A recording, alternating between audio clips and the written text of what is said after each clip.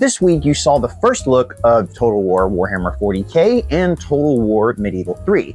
And many of you have been left wondering why we can see Medieval 3 in such an earlier stage of development. And the answer has to do with IP rights and levels of approval. Games Workshop is notoriously controlling of their IP. We've seen this from the Creative Assembly, from previous DLC, where they've asked for things like beaks on Slangors and said, oh no, GW said we can't do that.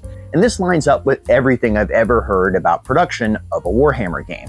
Whenever a new unit gets designed or a post gets decided to be made, there are multiple levels of approval that have to go through first the Creative Assembly, then Sega, and then Games Workshop. And any changes then revert it back to the beginning and the whole process starts over. Meaning any piece of content that comes out, whether it be press or inside the game, has as many as a dozen different eyes that have to look at it and say yes before it can ever come out. Medieval 3, on the other hand, is being entirely developed internally at their Creative Assembly. Games Workshop is a nearly $6.5 billion company. That's double the value of Sega. So it's no surprise they want control over their IP, their intellectual property, and how it's being represented. This also goes into things why we're unlikely to see space battles in Warhammer 40k, because Battlefield Gothic is a separate IP, and why we didn't see it in Warhammer Fantasy.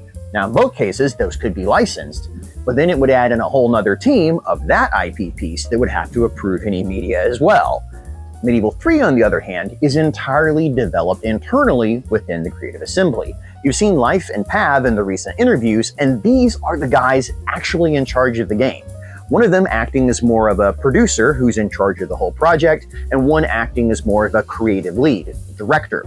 Those two guys, at the end of the day, are the ones responsible for deciding whether or not a piece of media can be put out. Undoubtedly, they probably kick it up to the top of the chain and ask, but it's a much faster turnaround compared to, I have an idea, I have to write it out, submit it, get approval from GW, and then make changes coming back the other way.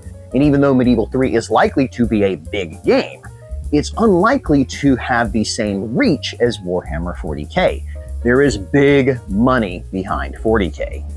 And so they want to make sure that every piece of perception about it is carefully curated, whereas Medieval 3 is trying to evoke the older style of Total War games, much more community-driven, because there's a long history of interacting and modding and really being a part of the development of this stuff that I'm glad to see is coming back again, and I encourage you to try and participate in, because it's really cool to see something this early in a gray box stage. In fact, I can't think of another game I've ever seen being developed that's had something for you to see so early in the development stage. And from a game design standpoint, looking at how it's made is just fantastic. So don't be surprised that we're seeing Medieval 3 way before 40k, because it's basically comparing apples to oranges. Even though they're both video games, the way they're being developed is completely different.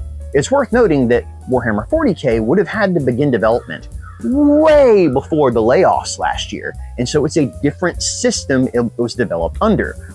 Whereas Medieval 3 seems to possibly be indicative of the new, leaner, meaner, more agile Creative Assembly that could be making games in the future. Regardless, they both look really cool, and I'm sure we'll hear a lot more about 40k in the new year, but it was really neat to see how quickly they could pivot and address fan concerns that have been posted and that you have posted about exactly how far along the game was. And I'll admit, I was on stage announcing Medieval 3 and have never seen any footage of it before. In fact, I didn't think they had any actual gameplay or campaign builds they could show off. And yet here we are. So, yeah, really cool stuff. And I look forward to making more videos about both these games as they come out. So now hopefully you can understand why we're more likely to see a bit more Medieval 3's development instead of 40k's, as it seems to have a lot to do with levels of approval and intellectual property being controlled. Thanks for watching.